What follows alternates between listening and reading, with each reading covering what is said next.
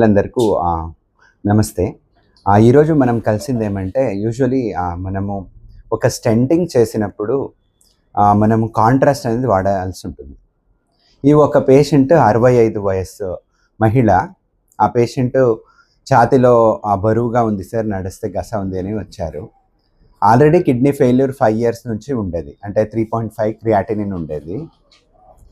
So ఇప్పుడు మనం angiogram చేసి స్టెంట్ వేయాలంటే ఆ పేషెంట్కి ఇంక్ అనేది 150 to 200 ml వరకు ఇవ్వాల్సి ఉంటుంది కాంట్రాస్ట్. సో ఇప్పుడు మనము స్టెంట్ వేయాలి, అది బ్లాకేజ్ 99% ఉంది. ఇప్పుడు స్టెంట్ వేస్తే కిడ్నీ ఫెయిల్యూర్ అయ్యి మళ్ళీ డయాలసిస్ అనేది అవసరపడే ఛాన్సెస్ 50 నుంచి 60% ఉంటుంది. సో ఇప్పుడు మనము స్టెంట్ వేస్తున్నప్పుడు కొన్ని చర్యలు తీసుకోవాలా, అదన్నీ తీసుకొని ఈ పేషెంట్కి మనము 10 ml to 15 ml కాంట్రాస్ట్లోనే స్టెంటింగ్ చేసేసాము. స్టెంటింగ్ చేసి ఇప్పుడు 2 days అయింది. క్రియాటినిన్ అంతే కాన్స్టెంట్గా 2.8 2.9లో, అంటే మనం స్టెంట్ వేసే ముందు ఎంత ఉండేనో అంతే క్రియాటినిన్ ఉంది. సో ఇప్పుడు డయాలసిస్ లేదు, ఏమీ అవసరం లేదు, పేషెంట్ హ్యాపీగా డిశ్చార్జ్ అయిపోవచ్చు. రెండోది, దీంట్లో మనము ఐవస్ అనేది యూస్ చేసాము, ఇంట్రావాస్కులర్ అల్ట్రాసౌండ్ అంటాము. దీంట్లో ఫస్ట్ మనము చూసుకోవచ్చు ఆ రక్తనాళం సైజ్ ఎంత ఉంది అని చూసుకొని ఫస్ట్ ఒక ఇంజెక్షన్ తీసుకున్నాము. 90% బ్లాక్ ఉంటే స్టెంట్ ఎంత సైజ్ కావాలి, కరెక్ట్గా స్టెంట్ అదుక్కుందా లేదా అని చూసుకొని మళ్ళీ స్టెంట్ వేసేసి మళ్ళీ బలూన్ చేసి లాస్ట్కి ఒక షూట్ తీసుకొని వచ్చేసాము. అంటే అక్కడ 10 to 15 ml ఇంక్లో యూజువల్లీ యాంజియోగ్రామ్కి 25-30 ml అవుతాయి.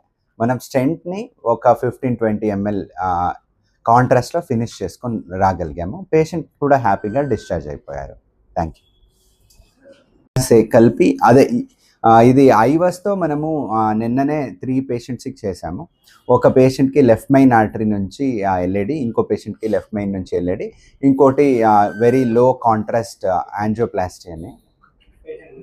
ఇది మన శ్రీశ్వర హాస్పిటల్లోనే చేయగలిగాము. మనము రెగ్యులర్గా చేస్తున్నాము ఐవస్ guided left main coronary artery స్టెంటింగ్స్ అన్నీ చేస్తున్నాము.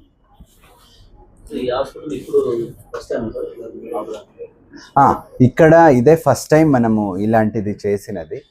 దీనికి ముందు మనం నార్మలీ స్టెంట్ వేసేవాళ్ళు. ఈ టైము పేషెంట్ అన్ని కండిషన్ చూసుకొని జాగ్రత్తగా విత్ ఐవస్ చేసుకున్నాం. ఫస్ట్ టైమే చేసినది. అందుబాటులో ఉన్నాయి, ఇక్కడే అందుబాటులో ఉన్నాయి. ఇప్పుడును అట్ ప్రెసెంట్ ఇక్కడ 2 పేషెంట్ ఉన్నారు. ఇద్దరును లెఫ్ట్ మెయిన్ ఆర్టరీ బ్లాకేజ్ ఉండేది. ఇద్దరు సర్వైవ్ అయ్యగలిగారు. ఒక పేషెంట్ కంటూ మెయిన్ రక్తనాళం బ్లాకేజ్ 90%, ఇంకోటి 100%, ఇంకోటి 90, ఇంకొకటి 90 ఉంటే, గుండె బడిత కూడా 35-36 ఉంటే వెంటిలేటర్ పైన పెట్టుకొని స్టెంట్ వేసాము. ఇప్పుడు వెంటిలేటర్ తీసేసాము. కొంచెం ఇన్ఫెక్షన్ ఉంటే హీస్ డూయింగ్ వెల్.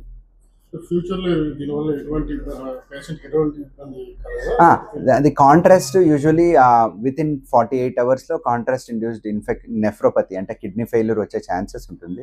ఈ పేషెంట్కి 48 hours అవుతే కూడా ఏ రకమైన కిడ్నీ ప్రాబ్లం రాలేదు. ప్లస్ అది ఐవస్ గైడెడ్ వల్ల మనకు స్టెంట్ ఎలా కూర్చుంది అని తెలుస్తుంది.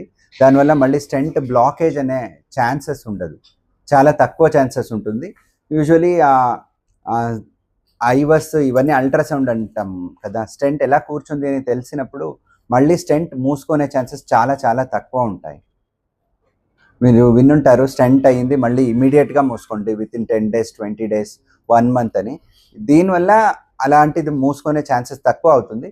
ప్లస్ ఇంకొకటి ఏమంటే కాంప్లెక్స్ స్టెంట్స్ ఉంటాయి, అంటే లెఫ్ట్ మెయిన్ రక్తనాళం బ్లాక్ ఉంటుంది, బైపాస్ అవసరం ఉంటుంది. లెఫ్ట్ మెయిన్తో పాటు ఇంకో మెయిన్ రక్తనాళం బ్లాక్ ఉంటుంది. అలాంటి టైంలో మనము ఇది చేసుకునే వల్ల మనకు అది సైజ్ ఎంత ఉంది రక్తనాళము అంటే మనకు చూసినప్పుడు అది 3 mm అనిపిస్తుంది. మనం అన్నీ చేసినప్పుడు అది 5 mm 5.5 mm రక్తనాళం ఉంటుంది. ఇదన్నీ చూసుకొని కరెక్ట్గా చేసుకునే వల్ల స్టెంట్ బ్లాకేజ్ అనేది ఛాన్సెస్ చాలా తక్కువ ఉంటాయి. చూడండి, మెయిన్ అందరికీ అంటే ఇప్పుడు 100 మంది హాస్పిటల్కి వస్తే 90 మంది నుంచి 95 మందికి ముంజాగ్రత్తగానే లక్షణాలు ఉంటాయి. మనకి ఏమీ లేదు అనుకునే వాళ్ళే మేజర్ హార్ట్ అటాక్తో వచ్చేది. ఫర్ ఎగ్జాంపుల్ మీలో కూడా నన్ను కొంతమంది కలుసున్నారు ముందే. వాళ్ళకు వచ్చినప్పుడని నేను ఒకటే చెప్తా, ఎప్పుడైనా ఛాతీలో బరువు, ఛాతీలో మంట, థ్రోట్ పెయిన్, జా పెయిన్, ఇదన్నీ బరువుగా, ఇది మంటగా, ఇది హెవీగా అనిపిస్తే అది హార్ట్ అనే అనుకోవాలి. హార్ట్ కాదు, మీరు ఈసీజీ చేసాము నార్మల్ ఉంది అంటే కూడా మళ్ళీ వెయిట్ చేసే చూపించుకోవాలి.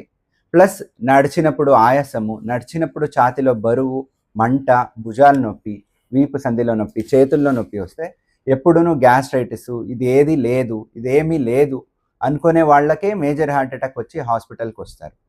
ఇప్పుడు నేను చెప్పిన 3-4 మీకు పేషెంట్స్ చెప్పాను కదా, దాంట్లో ఇద్దరికి హార్ట్ అటాక్ అవ్వలేదు. ఇద్దరును ఒక్కరు ఇక్కడ నుంచి ఇలా మంట వచ్చింది సార్ అన్నారు, ఇంకొకరు షుగర్ ఉంది సార్, నాకు నడిస్తే నాకు గస వస్తుంది, నాకు ఒకలా బరువుగా ఉంది అని చెప్పారు.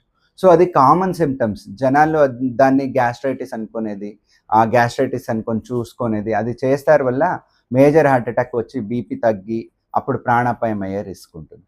సో ముందే తెలుసుంటుంది, చాలామందికి ముందే తెలుసుంటుంది, చాలామంది ఇగ్నోర్ చేస్తుంటారు. నాకు ఇదేం లేదు గ్యాస్ట్రైటిస్, ఏం లేదులే, నాకేం లేదు, నాకేం అవ్వదు అని అనుకుంటారు. అది హార్ట్ వచ్చినప్పుడు సడన్గా వాళ్ళకి ప్రమాదం అవుతుంది, సడన్గా పడిపోతారు.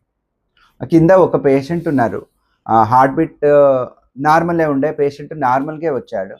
నా రూమ్ నుంచి నేను క్యాజువాలిటీలో వెళ్ళి ట్యాబ్లెట్ తీసుకోండి అన్నాను, అక్కడ వెళ్ళి పడిపోయాడు. నేను పరిగెత్తుకొని వెళ్ళి కరెంట్ షాక్ ఇస్తే ఆయన లేచాడు. అదే ఆయన హాస్పిటల్లో పడే బదులు ఇంటి దగ్గరనో జస్ట్ హాస్పిటల్ బయట పడిపోయి ఉంటే కూడా 5 నిమిషాలు అయి ఉండేది, వచ్చి కరెంట్ షాక్ ఇచ్చే లోపల, అంత లోపల ప్రాణాపాయం అవుతాయి. సో ఛాతీలో ప్రెస్ చేసేది ఒక్కటే కాదు, ఇంపార్టెంట్ కూడా మనం ప్రెస్ చేయాలి, అది కరెక్ట్. సడన్గా పడిపోయే వాళ్ళు యూజువల్గా వెంట్రిక్యులర్ టాకికార్డియా అనేది అవుతుంది, హార్ట్ అటాక్ ఉండేవాళ్ళు, దానివల్లే ప్రాణాపాయం అవుతుంది. అప్పుడు ముందు కరెంట్ షాక్ ఇవ్వాలి, లేదా గుండె బడిత చూసి తక్కువ ఉంటే ఇంజెక్షన్ ఇవ్వాల్సి ఉంటుంది.